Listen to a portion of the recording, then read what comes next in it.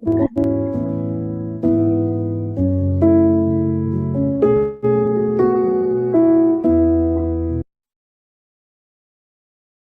Nah, oke. Sebelum kita beribadah, kita akan mengangkat pujian kita yang berjudul Aku dan Seisi Rumahku.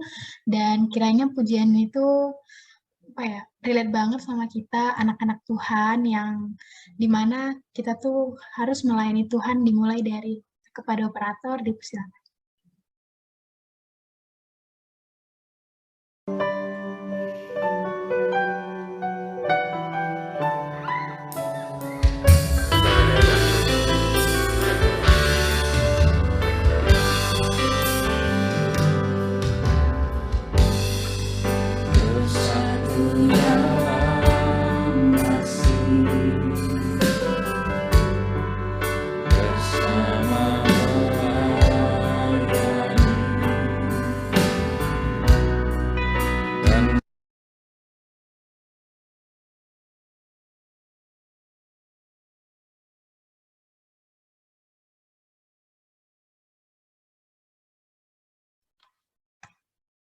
Ini apakah ada kendala?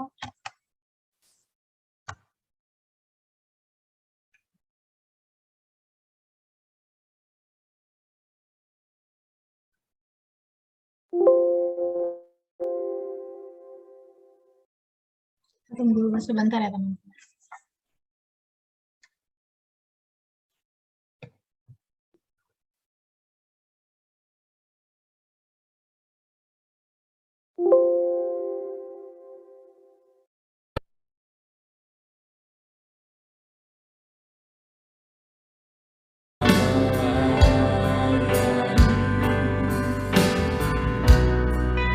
Dan saling mengampuni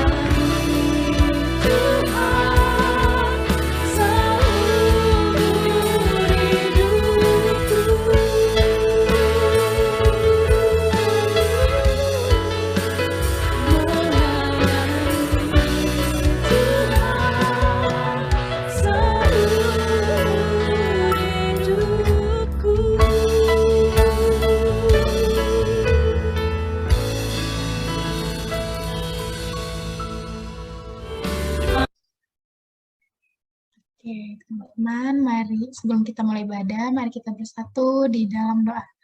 Kami mengucap syukur Bapa buat kasih setiamu sepanjang hari, Engkau telah memberkati kami dalam segala aktivitas kami, sehingga kami anak-anak-Mu Tuhan dapat berkumpul di layar meeting ini untuk mengadakan estaf. Engkau memberkati anak-anak-Mu Tuhan dimanapun berada saat ini, biarlah Bapa dapat mengikuti estaf ini dari awal sampai akhir dengan baik. Engkau memberkati hamba-Mu yang akan menyampaikan firman, kiranya urapan khusus daripada Engkau. Terima kasih Bapa, terima kasih Yesus, segala penghalang mungkin sinyal ataupun cuaca Tuhan kami singkirkan Bapa, sehingga Tuhan kami dapat menanti ibadah ini Tuhan dengan penuh kasih. Terima kasih Bapa, hanya ada kami berdoa dan mengucap syukur. Amin. Oke. Kita akan kembali mengangkat lagu Ku Cinta Keluarga Tuhan.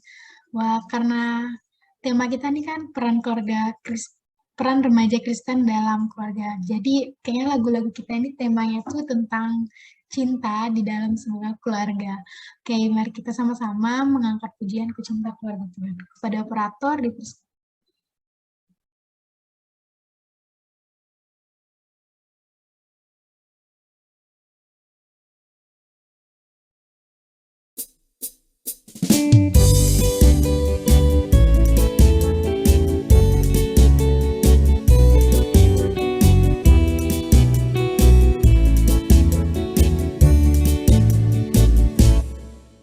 Ku cinta keluarga Tuhan, terjalin mesra sekali, semua saling mengasihi, betapa senang ku menjadi keluarganya Tuhan.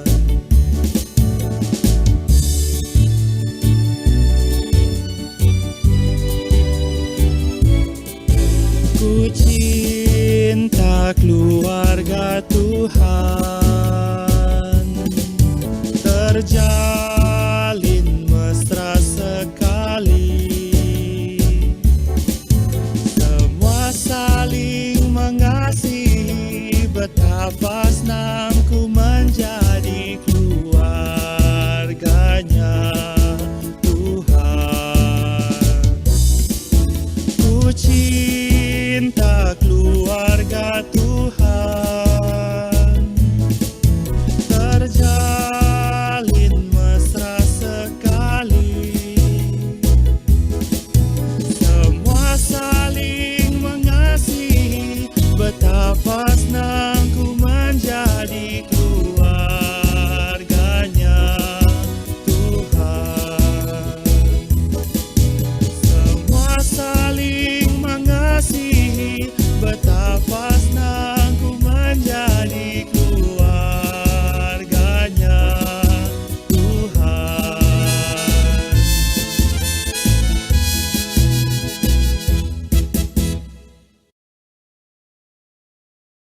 Oke, nah sebentar kita akan mendengarkan firman Tuhan yang akan dibawakan oleh hambanya.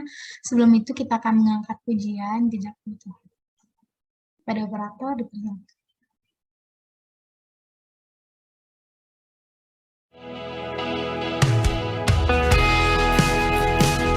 Banyak hal yang tidak kami mengerti di hidup kami, tetapi kami mau belajar percaya jejakmu sempurna bagi kami.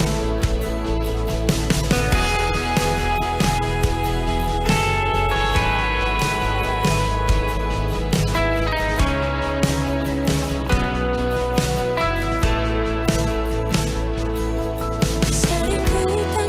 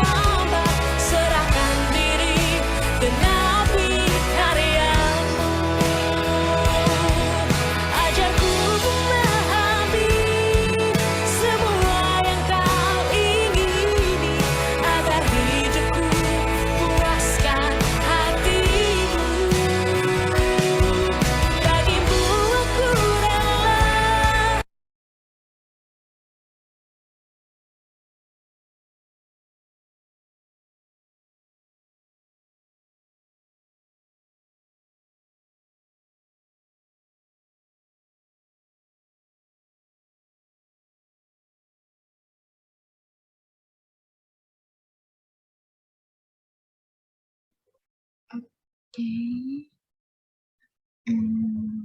Selanjutnya saya serahkan kepada Kak Citra.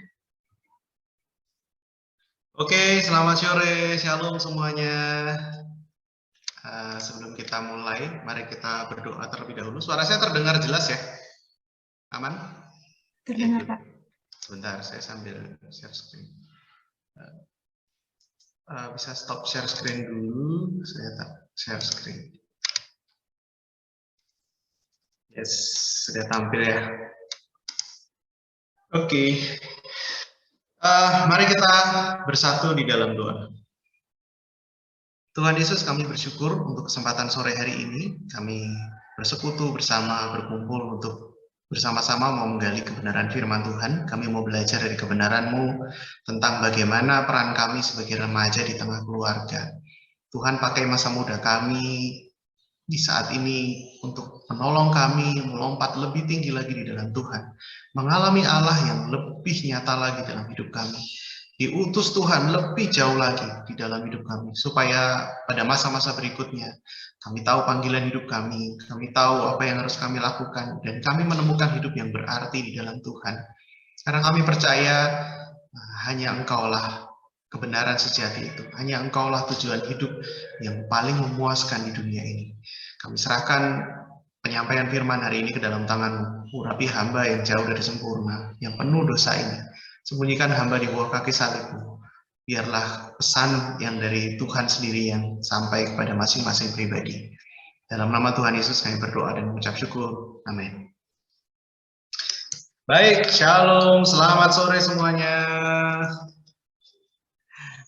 Nah, senang sekali saya berterima kasih kepada panitia yang mempercayakan sharing sore ini kepada saya begitu. Jadi sebelum menikah, saya dan istri berdiskusi dan kami mendapati panggilan hidup kami, salah satunya adalah untuk pelayanan keluarga. Dan jujur kami tidak tahu bagaimana harus memulainya, bagaimana harus menjalaninya gitu. Tapi lewat momen-momen seperti ini kami semakin diteguhkan. Saya semakin bersyukur bahwa Tuhan pelihara dan Tuhan tolong dan Tuhan pimpin gitu. Jadi hari ini kita akan bersama-sama akan mendiskusikan soal peran remaja Kristen di dalam sebuah keluarga. Nah, tujuan sasarannya ini. Yang pertama, jadi saya selain bapak dari ketiga anak, saya ini adalah dosen di ISI Yogyakarta, jurusan manajemen seni. Nah, kalau ada kelas itu biasanya ada tujuan kelas, jadi capaian pembelajaran. Hari ini kita akan 4 capaian pembelajaran. Yang pertama, mahasiswa diajak untuk tidak melupakan keluarga. Jadi teman-teman semua ingat kan sama keluarganya di rumah? Nah, kalau ingat, puji Tuhan, 1 capaian sudah tercapai. Yang kedua, teman-teman ingat harus jadi garam dan terang di tengah-tengah keluarga. Oke ya, ingat ya. Nah, capaian kedua juga sudah tercapai. Terus teman-teman tolong sama temannya dikasihi, harus saling menolong. Capaian ketiga juga sudah, dan ayo semangat, kita harus melayani di keluarga kita. Jadi 4 capaian pembelajaran sudah kita akhiri dalam doa. Bercanda. Jadi ini bagian yang akan kita diskusikan, dan natsnya terambil dari 1 Timotius pasal yang keempat, ayat yang ke-10 sampai yang ke-16. Nah, nanti kita akan diskusikan lebih jauh. Nah, ini perkenalan dari saya bapak dari 3 orang anak. Ini anak pertama dan kedua, anak yang ketiga masih di dalam perut. Jadi rencana bulan Mei nanti akan lahir anak ketiga. Doakan semoga prosesnya berjalan lancar, sehat ibu dan bayinya. Jadi kita diberkati Tuhan dengan anak yang baru di saat pandemi ini, puji Tuhan. Nah, kita lanjut lagi teman-teman. Waktu membicarakan soal remaja, nah ini kan temanya bagaimana peran remaja di tengah-tengah keluarga. Kita masuk ke tema ya, remaja itu apa sih? Saya sih percaya teman-teman semua ini waktu dulu SMA, waktu SMP itu pasti sering mendengar materi tentang remaja gitu. Bagaimana remaja itu, karakteristik remaja, bagaimana tumbuh kembang remaja. Nah, hari ini kita akan fokus lebih membahas tentang remaja di keluarga. Tapi sebelum membahas tentang remaja di keluarga, sebetulnya apa sih yang terjadi dengan remaja? Jadi boleh dikatakan bahwa remaja itu menurut saya pribadi ya, itu adalah saat-saat di mana saya sedang mengalami badai kehidupan. Karena ada banyak hal berubah di dalam hidup saya. Ada banyak hal yang saya yakini tiba-tiba saya pertanyakan. Ada banyak hal yang saya pertanyakan tiba-tiba saya yakini. Ada hal yang tadinya begini tiba-tiba begitu. Karena fase remaja ini adalah fase di mana kita mengalami banyak sekali perubahan. Yang pertama adalah perkembangan sosial. Saat kecil kita tumbuh kembang ya cuman lihat ayah dan ibu, orang tua, kakak, adik, orang rumah gitu. Tapi tiba-tiba ketika kita sudah beralih menjadi remaja, kita mulai mengenal lebih banyak orang. Lingkungan pengaruh kita menjadi meluas. Faktor-faktor yang lain itu mulai masuk, orang yang ini dan itu mulai kita kenal dan itu memberi pengaruh dalam hidup kita. Jadi secara sosial kita mengalami perkembangan, daerah kita meluas. Setelah sosial, ada perkembangan umur, betul. Remaja sendiri dibagi menjadi 3 klaster ya. Jadi masa remaja awal, terus masa remaja dan masa remaja akhir, atau dikatakan awal adolensi dari umur 13 sampai 15 tahun, setelah itu 16 sampai 18 tahun itu pertengahan, dan akhir itu 19 sampai 21 tahun. Artinya kita bisa sepakati semua teman-teman yang ada di Zoom ini remaja ya, kecuali kakak-kakak pembina. Tadi saya lihat ada Mas Anto masuk. Selamat sore Mas Anto, lama nggak ketemu kita. Jadi kembali ke tema, berarti teman-teman semua mahasiswa ini kita bisa katakan bahwa teman-teman ini masuk dalam lingkup remaja. Ada yang sudah lebih dari remaja, berarti lebih dari 21 tahun. Adakah teman-teman yang lebih dari 21 tahun bisa raise hand? Atau malu? Oke, nggak ada yang raise hand, berarti saya anggap oke, ini semuanya masih dalam kategori remaja ya. Good, kalau begitu kita lanjutkan lagi. Terjadi perubahan fisik dari yang tadinya pendek terus jadi besar, tadinya kurus jadi gendut, tadinya ini jadi itu. Jadi ada perubahan fisik yang besar dalam diri remaja. Lalu ada perkembangan seksualitas. Secara hormon seks itu sudah mulai siap ketika sudah remaja, mulai disiapkan. Jadi ada secara hormonal ada dorongan untuk menyukai lawan jenis, ada tekanan secara hormonal yang dulunya nggak pernah dialami, sekarang kok dialami gitu. Sebentar, video saya nge-freeze, saya ganti ini. Oke, cek. Halo, apakah jaringan saya oke? Bisa didengar suara saya? Bisa, Kak.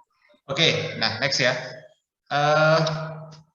Lalu ada perkembangan seni, kita mulai menyukai berbagai macam jenis seni. Remaja itu fase mengekspresikan diri, terjadi klasterisasi, saya anak indie, saya anak itu, dan itu bagian dari identitas. Kesukaan dia akan seni itu menjadi bagian dari identitas dia. Lalu olahraga, seperti kita ketahui remaja itu menjadikan olahraga sebagai salah satu pendulang eksistensi diri. Makin pinter olahraga, makin bangga, dan biasanya di kalangan remaja itu dapat sorotan.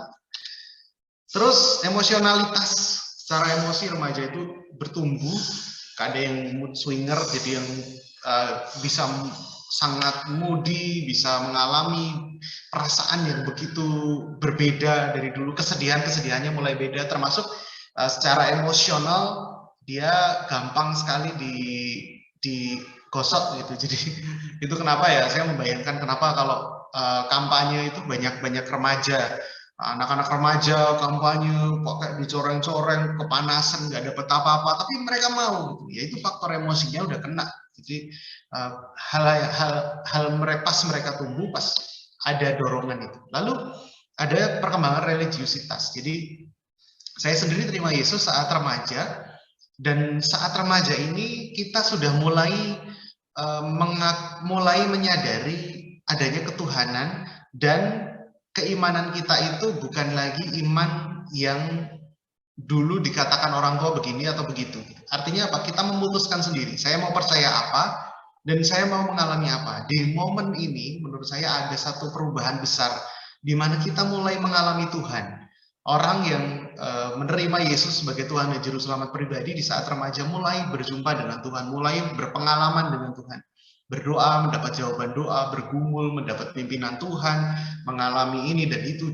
Dan itu fase-fase indah sekali saat remaja ini, remaja itu mengalami perubahan itu. Dan semua rata-rata sebetulnya pengaruh besarnya itu terjadi di dalam rumah, di dalam keluarga.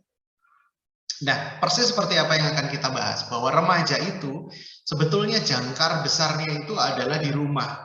Bagaimana dia tumbuh kembang, bagaimana dia punya identitas, bagaimana dia deal dengan orang, itu didasari dari bagaimana ia hidup di rumah.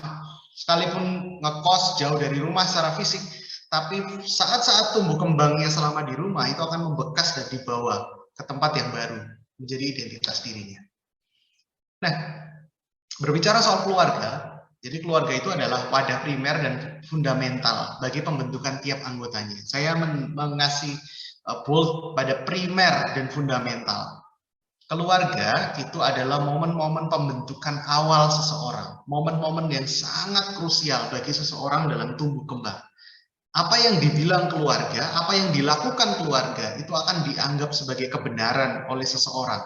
Sampai kemudian dia ketemu dengan fakta lain di luar sana, dan itu dibenturkan, dan mana yang menang. Kalau faktor luar yang menang, maka kita akan mengadopsi value yang baru, dan kita tinggalkan value dari keluarga kita. Tapi itu pun prosesnya berat, gitu, karena kita lebih percaya sama keluarga di saat kita tumbuh dan kembang itu bersama keluarga. Jadi value-value selama kita bertumbuh itu memang sudah akan mengakar dan sulit untuk dikikis.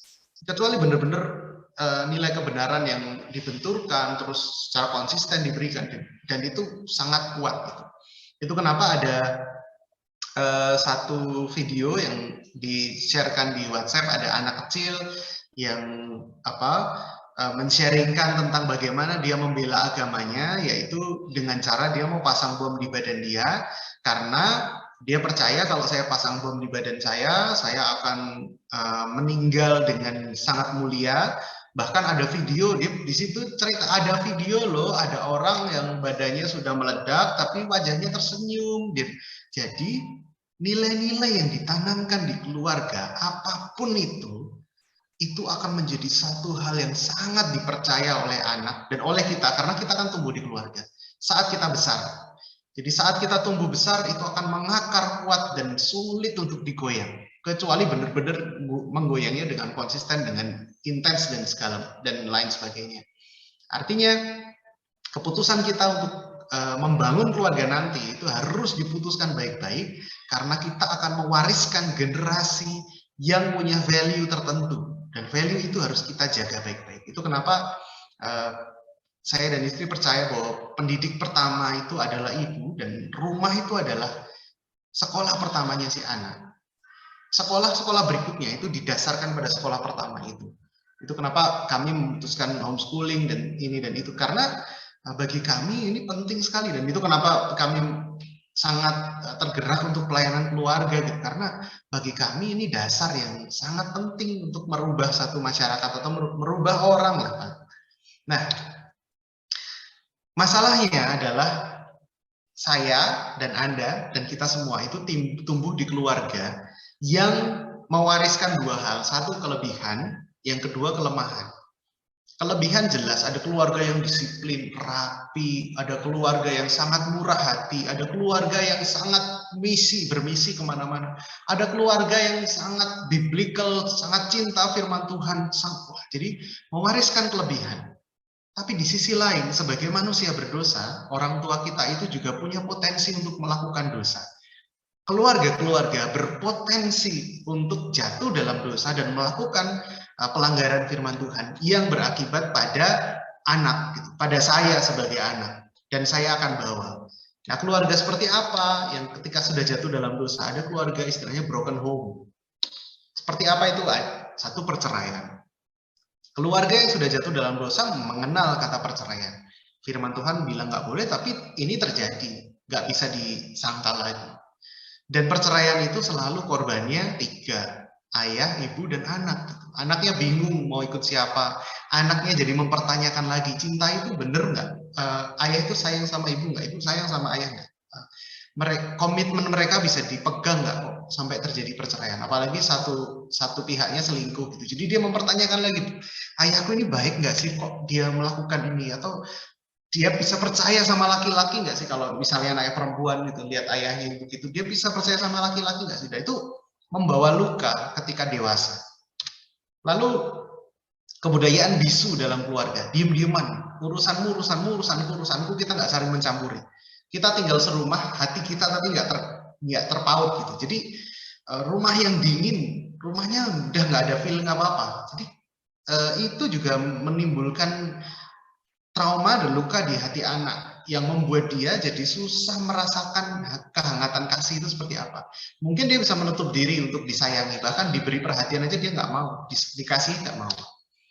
Lalu ada perang dingin dalam keluarga. Ini menimbulkan konflik yang tidak terselesaikan. Jadi ayah sama ibu berantem, yang ada mereka diem aja sampai satu titik, oke, tiba-tiba mereka baik. Terus besok diem lagi, tiba-tiba mereka baik. Jadi masalah tidak pernah terkomunikasikan, tapi korbannya jelas ya, anak. Bilang sama bapak, ibu butuh uang belanja, terus bapak bilang sama ibu mau masak apa. Jadi anak jadi penengah, dan itu sebetulnya mungkin bagi kita nggak terlalu terasa, tapi itu membawa satu trauma tersendiri bahwa kita nggak pernah diajari untuk menyelesaikan persoalan gitu. Masalah itu ya hanya untuk kita tinggalkan, jadi kita lari dari masalah sampai kemudian kita pikir situasinya membaik, ya udah kita baik lagi. Jadi nggak pernah menyelesaikan. Lalu ada kekerasan dalam rumah tangga, anak yang dihajar, ayah yang mengajar ibu mengajar ayah. Ada dari perempuan juga melakukan kekerasan, dan kekerasan yang tidak kami melakukan spanking ke anak kami, tapi spanking jadi mukul pantat pakai rotan. Karena Alkitab bilang juga didiklah anakmu dengan rotan, dan itu dilakukan secara terstruktur dan tidak boleh sembarangan. Jadi nggak boleh ayah marah lagi pegang sendal, lempar sendal, ayah marah lagi pegang pisau, lempar pisau, apapun yang ada di dekat itu dipakai alat menghajar, nggak boleh. Dan dilakukan dengan tidak emosi. Jadi sebetulnya ada aturan, dan itu didasarkan pada aturan. Jadi hidup di dalam rumah itu juga harus ada aturan bahwa kalau pelanggarannya ini maka konsekuensinya ini. Tapi kalau pelanggarannya apa, tiba-tiba improvisasi konsekuensinya yang berlebihan dan segala macam, itu menimbulkan trauma pada anak. Dan bahkan di Alkitab bilang jangan sakiti hati anakmu. Nah itu membawa luka ke anak. Lalu ada pendidikan yang salah. Ada orang tua yang memanjakan anak. Ini dari traumatis orang tua pada zaman dulu, dikerasi sama orang tuanya, diperlakukan sangat mungkin kekerasan pada zaman dulu, tapi orang tua nggak sadar bahwa dia bawa trauma. Akibatnya apa? Dia didik anaknya dengan dimanjakan, semua boleh. Dulu saya susah, semua sekarang boleh, tak kasih duit, tak kasih fasilitas, tak kasih apa, tapi tanpa dikasih pendampingan. Akibatnya apa? Muncul generasi manja, generasi yang dikit-dikit minta healing, dikit-dikit minta capek kerja apa dikit nggak mau kerja, dan yang rugi ya anak itu sendiri, dia nggak bisa maju. Ada juga kerapuhan nilai religiusitas. Jadi orang tua mengajarkan kebenaran berdasarkan agama, tapi orang tua sendiri nggak memberi teladan bagaimana agama itu dihidupi, atau bahkan hidupnya bertentangan dengan kebenaran itu sendiri. Sehingga di dalam kepala anak ini timbul pertanyaan moral yang nggak terselesaikan, bahwa bapakku ngajari kita nggak boleh menghakimi orang, tapi di depanku dia bilang bahwa bapak itu atau ibu itu jahat, dia itu pencuri segala macam, padahal dia nggak pernah lihat buktinya dan segala macam. Jadi nilai moral dalam kepala anak itu mulai dibentuk, dan ini menjadi anak jadi bingung bahwa sebenarnya kebenaran itu harus dihidupi nggak sih? Nilai moral itu harus dijalani nggak sih? Atau ya cuman sekadar tempelan yang keluarga kita kelihatannya sepakati tapi nggak perlu dijalankan. Lalu ada penolakan. Jadi ada anak-anak tertentu yang ditolak. Entah mungkin karena kelahirannya tidak tepat, entah karena situasinya yang tidak tepat, menikah usia dini yang belum siap, jadi anaknya jadi tertolak, dia nggak siap punya anak, jadi dia menolak dengan anak itu. Jadi anak itu merasa terabaikan, terhina, malu, itu berujung pada penyesalan, kebencian, dan agresivitas yang tinggi. Dia benci dengan tiba-tiba sesuatu itu, dia benci sekali, terus dia agresif sekali, karena dia korban penolakan. Begitu takutnya dia ditolak sampai dia kemudian melakukan agresivitas yang tinggi supaya dia nggak ditolak sama orang itu, tapi dia mendominasi relasi. Nah, Saya mau bilang bahwa semoga kita nggak ada di bagian ini. Tapi kalau ada, maka saya pikir ya orang tua kita orang tua berdosa, orang tua kita punya kelemahan, orang tua kita juga manusia yang punya potensi melakukan pelanggaran. Kalaupun mereka berdosa, mereka tetap orang tua kita yang harus kita hormati. Jadi poin yang mau saya sampaikan adalah mari kita refleksi sejenak, kita ini bawa apa ya dari rumah. Kita tuh bawa bekal apa ya selain kelebihan dari rumah. Kita ini bawa apa yang harus kita akui dan kita bertobat. Yang kita secara sadar atau tidak kita bawa dari rumah kita dulu. Dan itu membentuk identitas, teman-teman. Rumah kita menolong kita untuk membangun identitas. Rumah yang benar mengajarkan anaknya identitas. Jadi pendidikan pertama menurut saya itu adalah pendidikan identitas. Anak itu tumbuh kembang dengan identitas siapa dia di hadapan Tuhan, di hadapan sesama, dan di hadapan orang tua. Siapa kamu? Waktu dia bisa tahu siapa dia, maka dia bisa belajar memposisikan diri secara benar. Dan identitas ini saat remaja kita akan pertanyakan. Bisa jadi identitas kita sama dengan yang dibangun di rumah, atau bisa jadi kita menyepakati identitas yang berbeda. Dan kita bisa bilang bahwa aku nggak mau mengakomodasi itu. Aku beda. Dan ini yang menimbulkan pemberontakan saat remaja. Jadi sebenarnya dia membawa luka, tapi yang muncul adalah pokoknya saya nggak mau yang ke rumah-rumahan. Jadi orang tua saya nggak suka saya tatoan. Orang tua saya nggak suka saya tindikan yang gede, saya tindikan yang gede. Saya mau jadi anak pang, saya mau jadi anti kemapanan dan segala macam. Sebetulnya itu adalah ekspresi dari dia menolak nilai-nilai yang ada di rumah. Dan kalau dirunut lagi, pasti ada titiknya kenapa dia melakukan itu. Jadi tidak serta-merta dia bilang, saya mau identitas yang itu. Saya mau jadi anak pang, atau saya mau jadi anak gereja, atau saya mau jadi anak ini. Itu dibentuk selama di rumah. Dan itu mempengaruhi kita. Dan kita masuk ke teks kita, 1 Timotius 4 ayat 10 sampai yang ke-16. Nah, sebelum kita membahas 1 Timotius 4 ayat 10 sampai 16, mari kita lihat dulu surat Paulus yang pertama kepada Timotius, itu judulnya. Jadi firman ini itu ditulis, teks ini itu ditulis dari Paulus. Paulus mengirimkan surat kepada Timotius. Nah, waktu kita mengirim dan menerima surat pada zaman ibu atau nenek kita atau kakek kita dulu itu mengirimkan surat cinta itu biasa. Jadi dari siapa kepada siapa. Dari A, kekasihmu yang baik. Oh, berarti dia memposisikan diri sebagai kekasih. Dari B, siapa? Nah, Paulus ini memposisikan diri sebagai apa? Paulus itu menyadari satu identitas di dalam dirinya. Paulus itu siapa? Rasul Kristus Yesus menurut perintah Allah. Artinya kalau kita berbicara soal identitas, tadi kan ngomongin soal remaja dengan identitasnya yang beragam, yang bisa digeser, dibenturkan dengan situasi. Nah, waktu Rasul Paulus menulis surat ini, Rasul Paulus itu tahu betul siapa identitasnya. Siapa dia? Dia itu Rasul Kristus Yesus menurut perintah Allah. Jadi dia tahu dia itu adalah hambanya Kristus dan itu jadi karena perintah Allah. Dan rasul yang seperti apa? Nah, perkataan ini benar dan patut diterima sepenuhnya, ayat 5. Kristus Yesus datang ke dunia untuk menyelamatkan orang berdosa, dan di antara mereka akulah yang paling berdosa. Tetapi justru karena itu aku dikasihani. Jadi dia tahu ada belas kasihan Tuhan yang besar di dalam dirinya yang berdosa itu. Agar apa? Agar di dalam diriku sebagai orang yang paling berdosa, Yesus Kristus menunjukkan seluruh kesabarannya, dengan demikian aku menjadi contoh bagi mereka.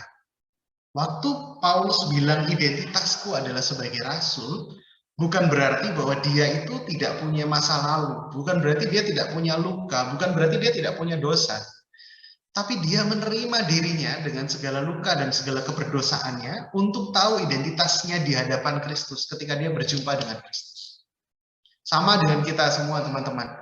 Waktu kita menerima Yesus sebagai Tuhan dan Juru Selamat, maka bukan berarti kita menyangkal bahwa kita pernah punya luka di rumah, kita pernah diperlakukan ini dan itu, kita diajar ini dan itu, yang mungkin saja hal itu bertentangan dengan firman Tuhan. Tapi ada satu buku yang menarik, judulnya Mencinta Hingga Terluka, tulisannya Pak Julianto Simanjuntak. Di buku itu ditulis tentang, ilustrasinya adalah ada anak kecil yang belajar naik sepeda dan jatuh, lalu terluka kakinya dan berdarah. Maka si anak itu punya dua pilihan. Yang pertama adalah dia selesai naik sepeda dan ya udah menyesali lukanya. Kenapa lukanya terjadi? Kenapa luka ini ada? Kenapa luka? Jadi bertanya kenapa luka ini? Kenapa luka ini? Atau yang kedua adalah membiarkan orang mengobati luka, atau dia mengobati luka itu dan dia naik sepeda lagi. Supaya apa? Supaya lukanya itu tidak sia-sia. Dan hal yang sama saya sepakati, saya amini bahwa Tuhan itu kadang mengizinkan kita terluka. Tuhan itu kadang mengizinkan kita mengalami ini dan itu di rumah kita. Bukan berarti Tuhan nggak hadir di rumah kita. Tuhan ada bersama-sama dengan kita. Tapi diizinkan itu terjadi. Kenapa? Karena Tuhan punya satu rencana di dalam hidup kita masing-masing pribadi. Untuk kita bisa melayani di kemudian hari, paling tidak orang-orang yang punya luka yang sama seperti yang kita alami. Paling tidak orang-orang yang punya kepedihan yang sama yang seperti yang pernah kita alami dan kita disembuhkan oleh Kristus. Artinya sebelum kita berbicara soal panggilan kita di rumah kita, cara kita jadi berkat tuh gimana sih? Saya ajak kita untuk refleksi dulu yuk. Sebenarnya sejauh ini kita bawa apa sih dari rumah? Adakah hal-hal yang belum kita lepas dari rumah gitu? Ada loh yang benci sama orang tuanya, jauh di dalam hatinya, motivasi dia sekolah, motivasi dia ini dan itu karena dia benci sama bapaknya. Aku akan jadi orang sukses, dan ketika itu tiba, aku akan di depanmu tak kasih ijazah ini, tak banting ini, aku udah selesai ini. Jadi motivasi, ada kebencian, ada kemarahan, ada kekecewaan, ada banyak hal yang kadang mendrive orang untuk melakukan sesuatu. Dan dia pikir dia baik-baik saja dengan itu. Karena dia tetap bisa hidup, dia tetap bisa sekolah, dia tetap bisa berprestasi. Iya di permukaan, tapi di dalam hati kecilnya ada sesuatu luka yang nggak disembuhkan. Karena itu sampai di bagian sini saya mengajak kita untuk melihat siapa identitas kita dan apa yang kita bawa dari rumah. Dan kita percaya bahwa apapun yang Tuhan izinkan terjadi kepada kita, itu Tuhan izinkan dengan satu maksud yang baik.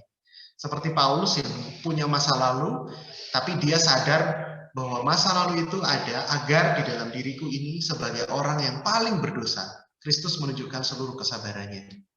Dan dengan demikian itu jadi contoh bagi orang-orang.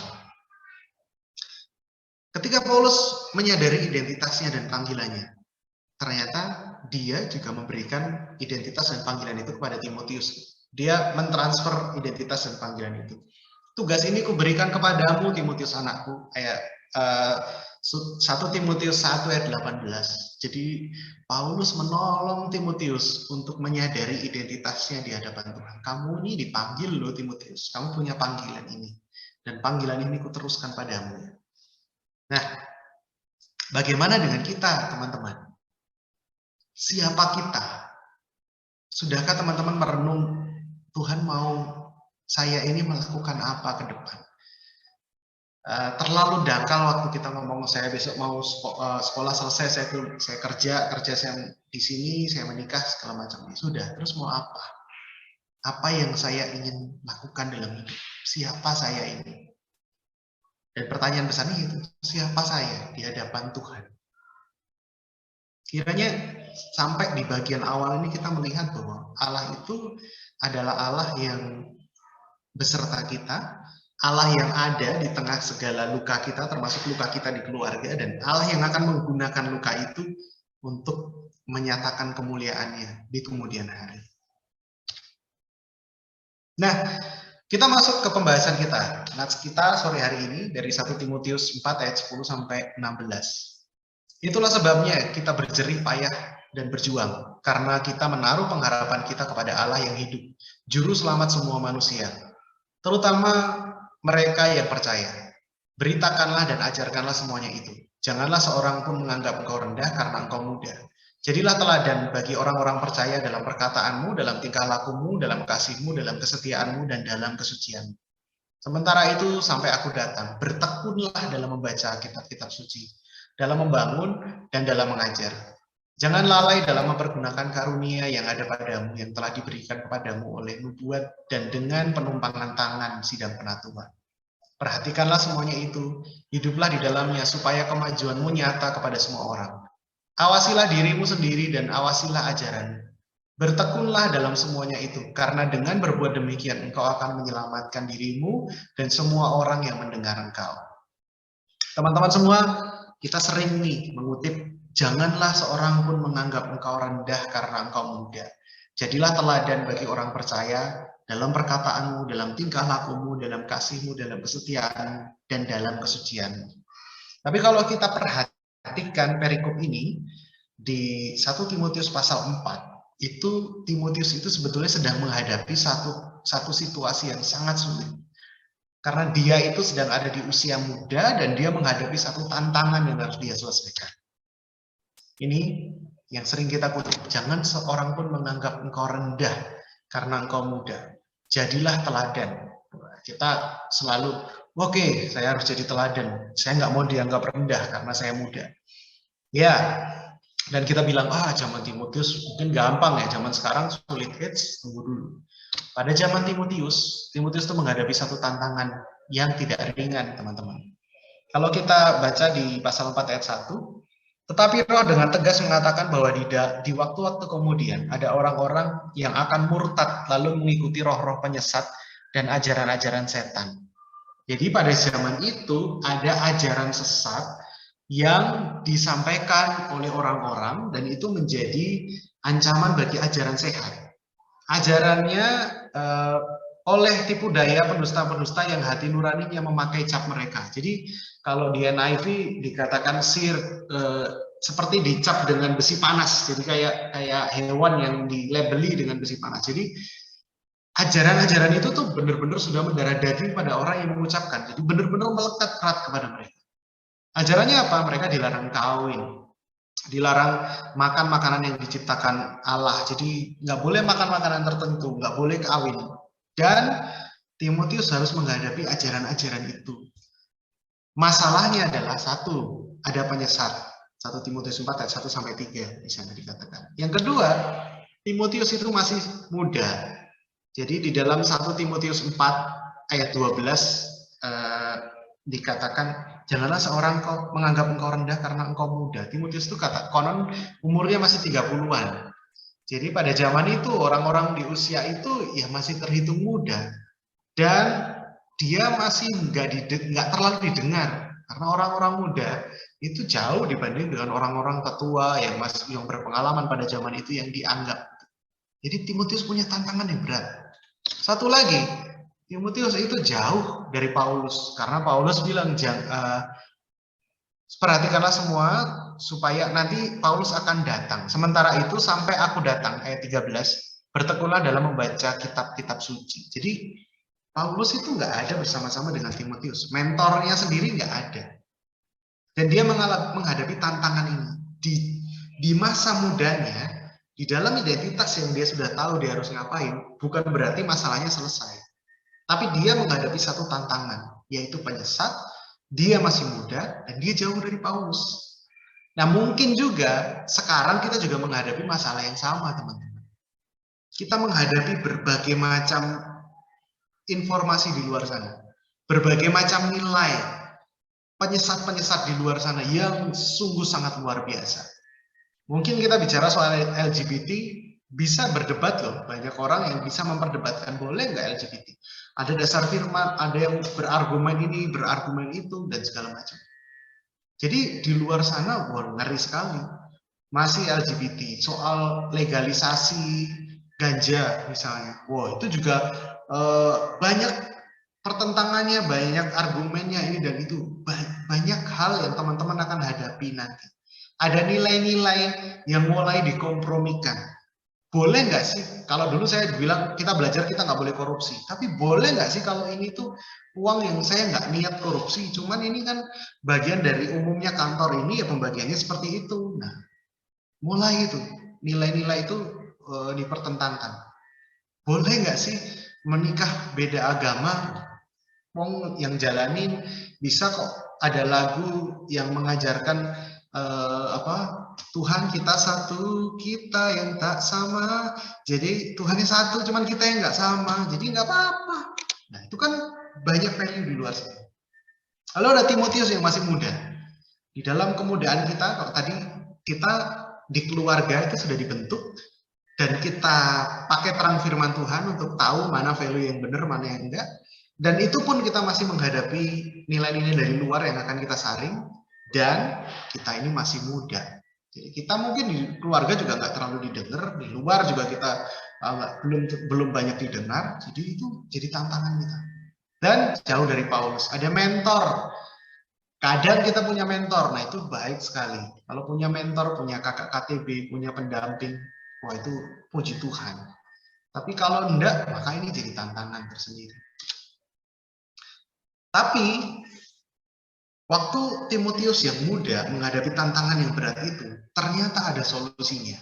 Sama seperti kita tadi saya bilang, kita ini masih muda, bagaimana saya bisa jadi berkat untuk keluarga saya? Ternyata ada solusinya.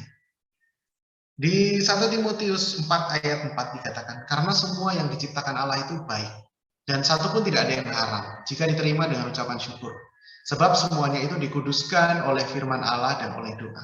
Jadi waktu Timotius diminta Paulus menghadapi ajaran sesat soal makanan yang haram, maka Paulus memberikan argumen firman untuk melawan ajaran yang tidak sehat. Dan dengan selalu mengingatkan hal-hal itu kepada saudara-saudara kita, engkau akan menjadi, saya putih, pelayan Kristus Yesus yang baik, terdidik dalam soal pokok-pokok iman. Satu, kita menggunakan firman. Yang kedua, kita membiarkan diri kita ini menjadi orang Kristen yang terdidik, teman-teman. Banyak sekali kepengen menjadi berkat, kepengen ini, tapi akibatnya apa? Keseleo. Banyak kita jadi orang Kristen yang polos gitu. Sembarangan share video, sembarangan share apa gitu. Ayat yang kita sendiri nggak tahu konteksnya, sembarangan share artikel tertentu. Yang kalau ditelaah baik-baik ternyata itu malah menyesatkan, malah membuat orang jadi melenceng hidupnya. Malah membuat orang masuk pada perdebatan kosong. Jadi saya berharap kita ini punya kesadaran untuk kita jadi orang Kristen yang terdidik. Orang Kristen yang bertumbuh dan mengenal kebenaran. Nggak cukup kebenaran sekarang saya tumbuh terus. Karena kalau kita nggak punya kesadaran untuk terus bertumbuh dalam pengenalan akan Kristus, maka kita akan jadi orang Kristen yang naif, yang kekanak-kanakan, yang nggak ngerti nih, banyak ditipu sana sini. Jadi kita menurut saya bagian pentingnya Paulus mengajari Timotius adalah supaya Timotius itu bertumbuh jadi orang Kristen, pelayan Kristus yang baik dan terdidik. Yang kedua, latihlah dirimu beribadah. Latihan badani terbatas gunanya, tetapi ibadah itu berguna dalam segala hal. Ayat 7 dikatakan bagaimana Timotius itu harus berlatih. Latihlah dirimu beribadah. Bagaimana dia melatih dirinya untuk beribadah? Ini training in godliness. Jadi di dalam ketuhanan, di dalam hal-hal yang baik, dalam ibadah itu dilatih. Dan ini tuh bukan hal yang instan. Tidak ada hubungan pribadi dengan Tuhan yang tiba-tiba datang gitu. Tapi bagaimana dia melatih dirinya? Kayak kalau firman Tuhan di 2 Timotius nanti ya, seperti atlet, seperti pelari, itu kan benar-benar satu upaya yang konsisten dilakukan dan melawan natur tabiat kita. Karena latihlah dirimu, berarti kan dari yang tidak biasa jadi terbiasa. Dari yang tidak bisa jadi bisa. Dan itu butuh proses, butuh waktu, butuh konsistensi. Itu kenapa di saat-saat remaja, di saat-saat tumbuh kembang kita, maka dua hal saja yang harus kita lakukan. Satu, kita jadi pelayan Kristus yang baik dan yang terdidik. Kita terus belajar kebenaran, kita terus mencari Tuhan, haus dan lapar akan Tuhan, dan kita melatih diri kita untuk beribadah, untuk masuk dalam hadirat Tuhan, untuk menikmati Allah di dalam setiap keberadaan kita, di waktu-waktu terbaik kita yang bisa kita persembahkan. Dan gini, waktu kita berbicara bagaimana peran kita, kan kita sudah menjadi orang Kristen dan kita pengen menghadirkan Kristus di rumah. Saya pengen melayani di rumah, betul. Pelayanan itu dari Yudea, Samaria sampai ke ujung bumi. Dari lingkup yang paling kecil membesar sampai yang paling besar. Jadi faktor pengaruhnya tetap yang pertama adalah keluarga. Dan cara melayani keluarga, sebetulnya pelayanan pada keluarga itu adalah pelayanan yang paling sederhana tapi paling rumit. Gitu. Sederhana artinya apa? Ya nggak perlu kita sengajakan kita bikin program saya hari mau melayani ini. Lewat kehidupan sehari-hari kita bisa melayani keluarga. Tapi dikatakan paling rumit. Kenapa? Karena kalau kita baca di 1 Timotius ayat 3, syarat-syarat bagi penilik jemaat dan syarat-syarat bagi diaken. Penilik jemaat itu adalah seorang kepala keluarga yang baik, disegani, dihormati oleh anak-anaknya. Jikalau seorang tidak tahu mengepalai keluarganya sendiri, bagaimanakah ia dapat mengurus jemaat Allah? Kita bisa jadi pelayan Tuhan yang baik di luar, kita bisa jadi anak yang sangat baik di luar, tapi orang rumah lah yang tahu siapa kita, tabiat kita, tindakan kita. Apakah kita melakukan kebaikan itu nyata, genuine dari hati kita? Karena apa? Indikator seorang penilik jemaat, calon pemimpin itu sebetulnya harus menjadi kepala rumah tangga yang baik. Harus punya keluarga yang baik. Karena kalau dia nggak dihormati anaknya, bagaimana dia bisa memimpin jemaat? Dan bagaimana kepemimpinannya itu murni? Karena dirinya yang asli itu terlihat di rumah. Nah, lantas perannya terus gimana? Ini menjawab pertanyaan yang di judul tadi. Bagaimana peran kita di keluarga? Sebetulnya saya cuma menyampaikan satu saja peran kita. Ayat 6 sampai 1. Efesus 6 ayat 1 sampai 4 ayat 1 itu. Hai anak-anak, taatilah orang tuamu di dalam Tuhan. Jadi peran kita kalau kita mau jadi berkat di rumah itu apa? Kita taat kepada orang tua. Tapi taatnya apakah membabi buta? Enggak, di dalam Tuhan. Firman Tuhan ini begitu utuh dan fundamental sekali. Kalau kita bisa bilang, taatilah orang tuamu di dalam Tuhan. Artinya apa? Semua perintah yang sesuai dengan firman Tuhan, taatilah. Gak usah muluk-muluk, mau pelayanan, mau ini, mau itu. Taatilah orang tuamu di dalam Tuhan. Berikutnya, hormatilah ayahmu dan ibumu. Mau orang tua kita membawa luka seperti apa, mau orang tua kita melakukan ini dan itu, beliau tetap orang tua kita dan firman Tuhan bilang, hormati ayahmu dan ibumu. Ini adalah satu perintah yang penting, seperti yang nyata dari janji ini, supaya kamu berbahagia dan panjang umurmu di bumi. Jadi, bagian kita sebagai anak itu apa? Taati orang tua kita di dalam Tuhan dan hormati ayah dan ibu kita.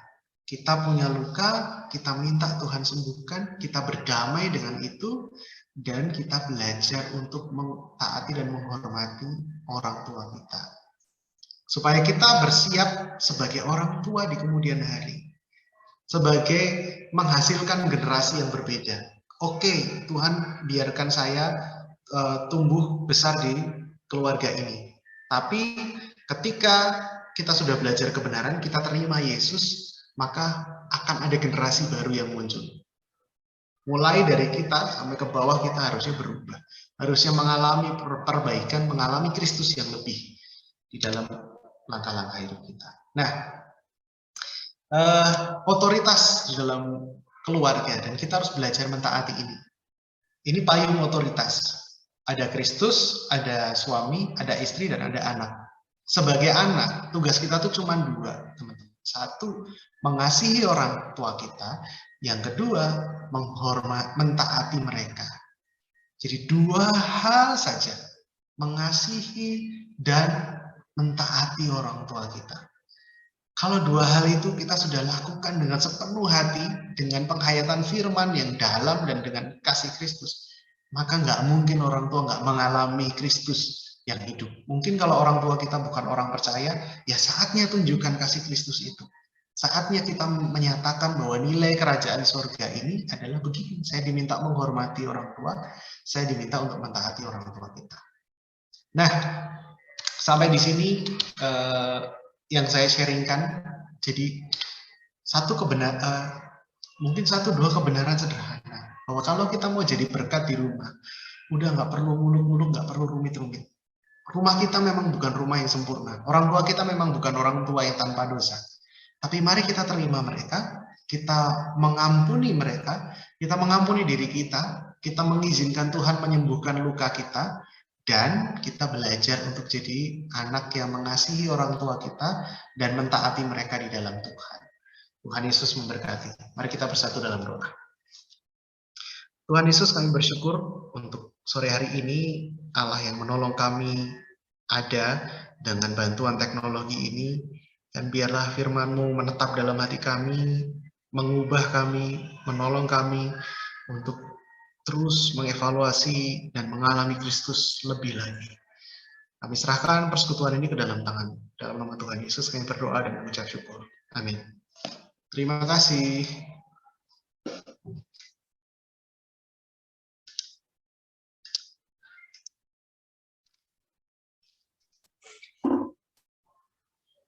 Oke, baik. Terima kasih buat Kak Trisani. Memberkati sekali ya firman Tuhan.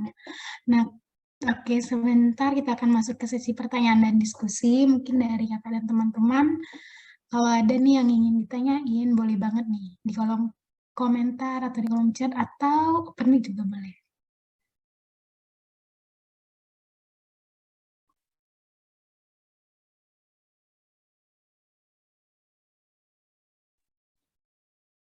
Yuk, ditunggu nih teman-teman.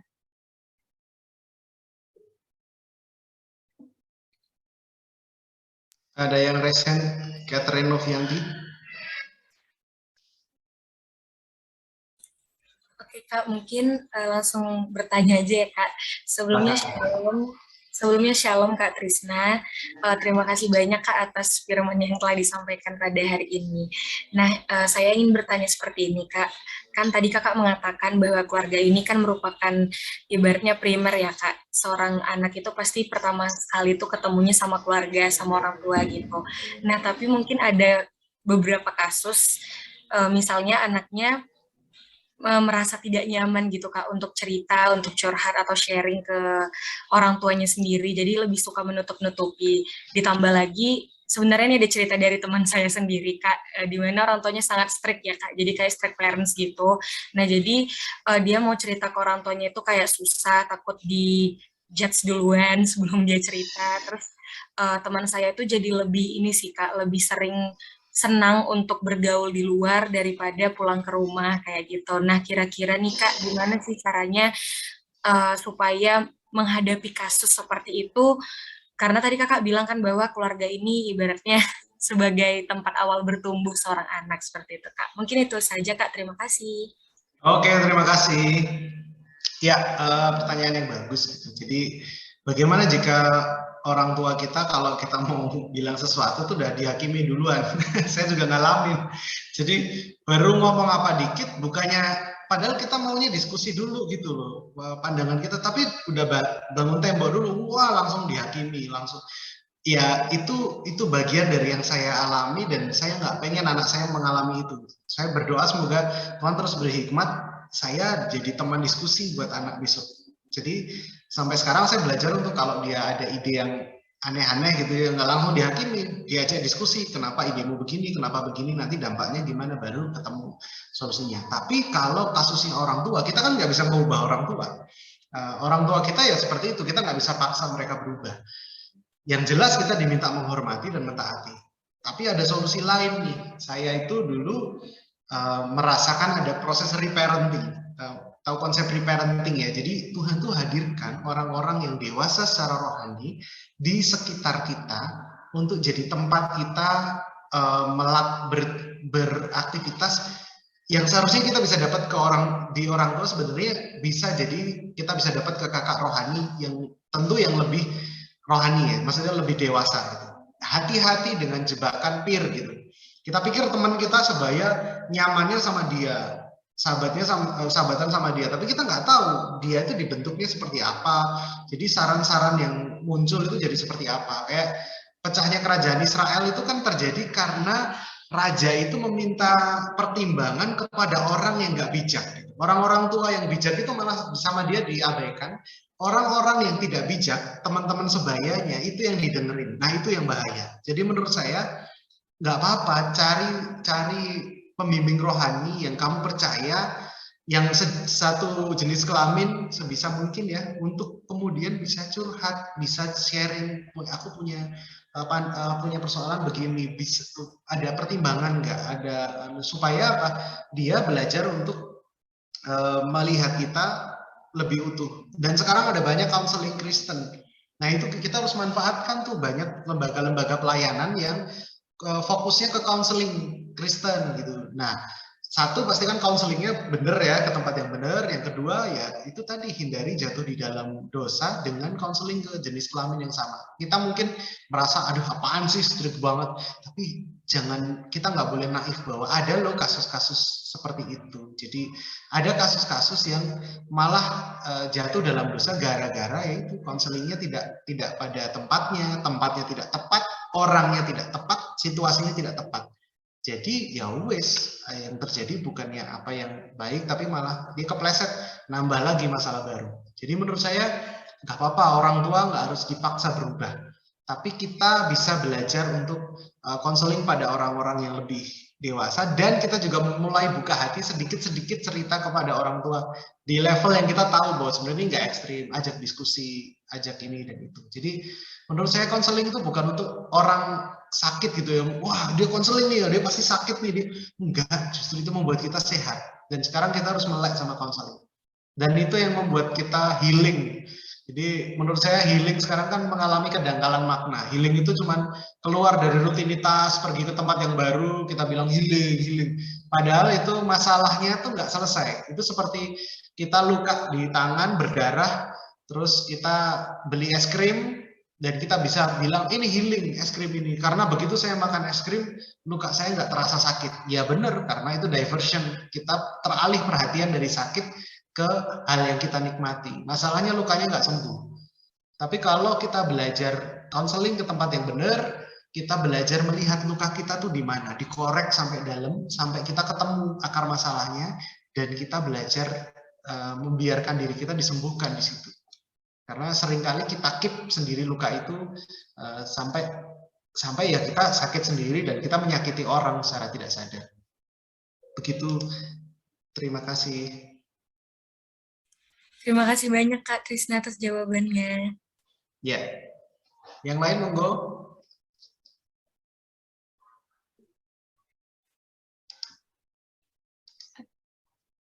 Oke, makasih buat Kak Edrin sama Kak Trisna buat pertanyaannya dan Kak Trisna. Cuma karena waktu yang membatasi, mungkin kalau ada dari kakak dan teman-teman yang ingin bertanya, bisa aja nih langsung hubungi Kak Trisna, nanti dari KPKB akan kasih nomornya ke KPKB.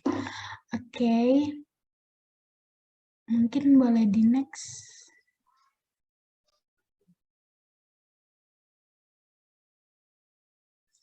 Nah, karena tadi kita sudah sharing dan firman-Nya sangat memberkati sekali, mungkin acara selanjutnya kita akan menaikkan persembahan dan pujian dari KPKB. Mungkin nanti akan share untuk link pengirimannya, dan kita akan mengangkat pujian. Mungkin bisa di next.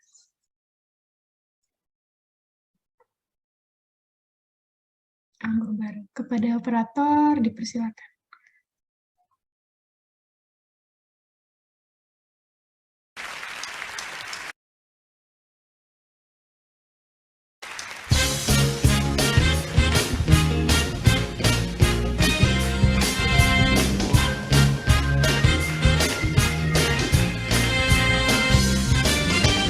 Roh Kudus tercurah di tempat ini, ungkapannya yang ajaib.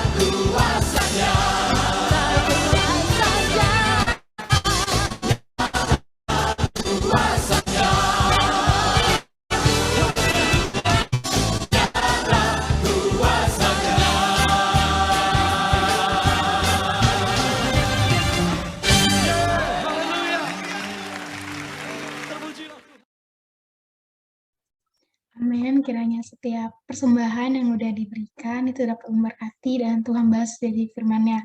Selanjutnya kita akan berdoa persembahan dan syafaat yang akan dibawakan oleh gereja. Kepada Angel dipersilakan.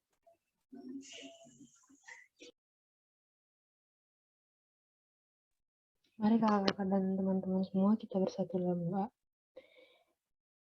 Ya Tuhan Yesus, Allah Bapa kami, juga Roh Kudus yang berada dalam kerajaan surga, kembali kami tidak ada ya Tuhan, kami berdoa dan ucap syukur atas penyertaan-Mu, sehingga pada sore hari ini kami dapat berkumpul melalui Zoom untuk melakukan ibadah estaf mingguan kami. Ya Bapa, kami juga yang berdoa untuk persembahan yang telah kami kumpulkan ya Tuhan, kiranya Engkau memberkati untuk persembahan yang sudah kami serahkan, kiranya harum bagi kemuliaan nama-Mu saja ya Tuhan. Bapa, pada sore hari ini kami juga yang berkumpul juga ingin berdoa untuk bangsa dan negara kami, kiranya Engkau memberkati untuk para pemimpin negara kami dari tingkat yang pusat, tingkat daerah, beserta para jajarannya. Engkau berikan hikmat supaya mereka dapat memimpin negara kami dengan baik. Kami juga yang berdoa untuk situasi dan kondisi pandemi yang masih ada di negeri kami ini ya Tuhan, kiranya berkat-Mu terus berada di tengah-tengah kami. Engkau berkati dokter, tenaga kesehatan sebagai garda terdepan, juga kami masyarakatnya ya Tuhan, Kau selalu berkati, semoga semuanya segera pulih dan semua kegiatan dapat kembali seperti sedia kala ya Tuhan. Kami juga yang berdoa untuk teman atau keluarga kami yang sedang sakit, kiranya Engkau berkati, kuasa-Mu dan berkat-Mu saja yang memulihkan mereka ya Tuhan. Dan untuk keluarga atau teman kami yang berulang tahun juga Engkau yang berkati mereka dengan kesehatan dan umur panjang dan semua berkat yang kiranya Engkau tambahkan pada mereka ya Tuhan. Kami juga yang berdoa untuk PMKT ya Tuhan, Kau berkati supaya kami semua yang hadir di Zoom hari ini atau maupun yang belum bisa hadir pada sore hari ini, dari pembicara, pelayan, dan para anggotanya, Engkau berkati supaya kami selalu diberikan kesehatan, kekuatan, juga mungkin pekerjaan kami atau studi kami serahkan semuanya ke dalam tangan-Mu ya Tuhan.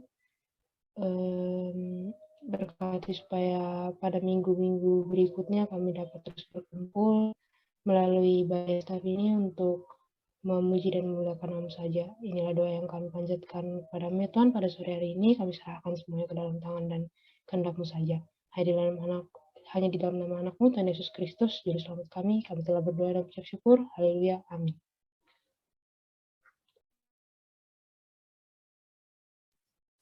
Oke, nah selanjutnya itu ada pengumuman kepada Komkom, dipersilakan.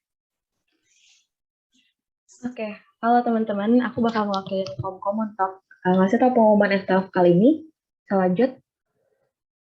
Oke, yang pertama ada open recruitment nih teman-teman. Jadi buat teman-teman yang angkatan 2020 dan 2021, kalau minat untuk jadi panitia Paskah online 2022, bisa langsung daftar di link yang ada di gambar, atau bisa tanya-tanya ke Kak Edwin atau ke Kak James. Kita lanjut. Ya, selanjutnya ada kabar KTB. Jadi teman-teman bagi yang mau bagiin cerita KTB, bisa share ceritanya menggunakan template yang ada di gambar ini. Dan jangan lupa untuk tag @PMKT-UGM dan saudara KTB kalian. Ditunggu cerita menariknya ya, sampai akhir bulan Februari ini. 3 hari lagi teman-teman, jadi jangan lupa buat post. Selanjutnya, oke, yang terakhir ini ada tentang estaf untuk minggu depan. Jadi estaf bakal hadir lagi di hari yang sama, tepatnya tanggal 4 Maret 2022 dengan judul Doktrin Roh Kudus. Jadi jangan lupa untuk hadir kembali teman-teman dan juga ajak teman-teman yang lain. Sekian pengumuman dari Komkom, bisa kembali ke Angel. Oke, terima kasih Komkom buat pengumumannya. Nah, mungkin pengumuman tadi bisa nih teman-teman diingat, terlebih pasca ya, udah bisa boleh daftar nih buat angkatan 2020 dan 2021. Oke, selanjutnya kita akan menaikkan kembali pujian yang berjudul Taksel.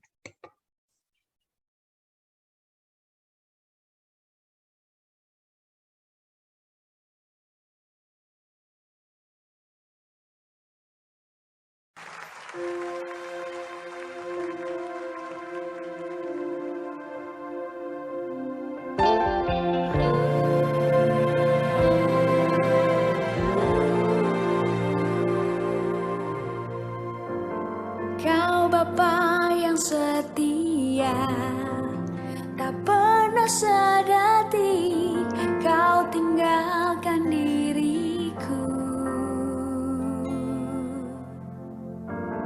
Hatiku teguh di dalam janjimu sampai ku melihat kuasamu. Karyamu sempurna, ajaib dan penyertaanmu, buktikan kasihmu kepadaku.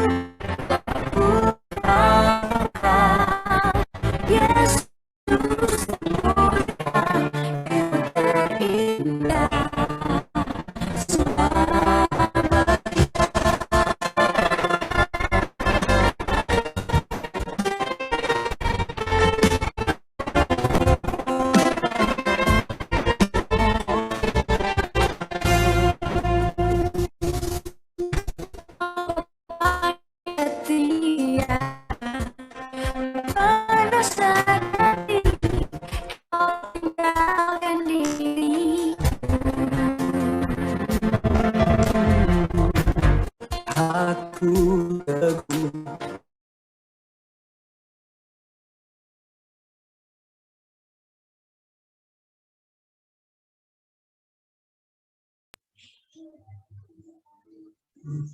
Oke, mungkin ini ada kendala sinyal dari biasanya. Kita tunggu bentar ya.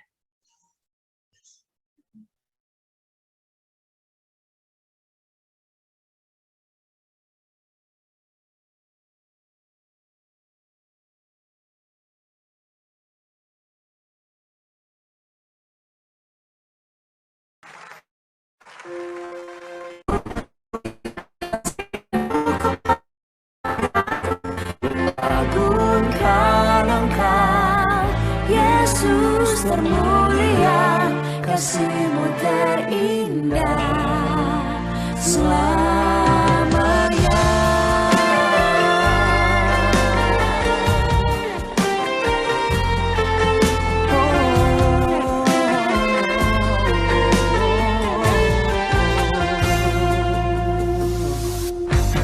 Kau Bapa yang setia, tak pernah sadati kau tinggalkan diriku. Hatiku teguh di dalam janjimu sampai ku melihat kuasamu. Karyamu sempurna, ajaib dan mulia, penyertaanmu, buktikan kasih-Mu kepadaku. Ku agungkan Engkau, Yesus termulia, kasih-Mu terindah selamanya.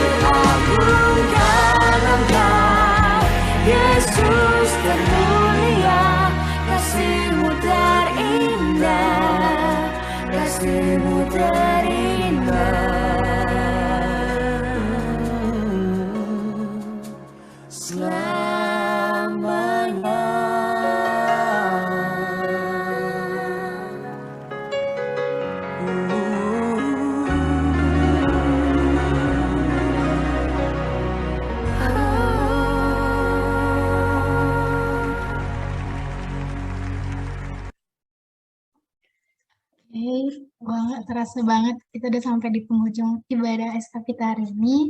Sebelum itu kita akan menutup ibadah kita, tapi teman-teman jangan keluar dulu ibadah. Selanjutnya saya silakan kepada Kak Trisna untuk membawa kita di dalam doa penutup dan doa berkat. Oke, mari kita bersatu dalam doa. Tuhan, terima kasih untuk persekutuan kami, untuk momen-momen di mana kami dapat bertumbuh dan mengenal Engkau. Kami bersyukur untuk setiap jiwa yang Tuhan panggil di PMKT ini, untuk kesediaan dan komitmennya untuk belajar kebenaran firman. Tuhan teguhkan, Tuhan kuatkan, Tuhan tolong masing-masing pribadi untuk berjumpa dengan Allah lebih lagi di dalam masa muda mereka. Mengalami Tuhan dan betul-betul hidup di dalam kebenaran. Kami serahkan acara-acara ke depan ke dalam tangan, biarlah kasih setiamu yang terus menuntun teman-teman panitia, teman-teman pengurus dalam mengerjakan ladang pelayanan ini, supaya hati Tuhan yang betul-betul dikerjakan dan menjadi panduan di dalam mengerjakan semua yang akan dilakukan. Dalam nama Tuhan Yesus kami berdoa dan mengucap syukur. Amin. Oke, terima kasih buat Kak Trisna. Selanjutnya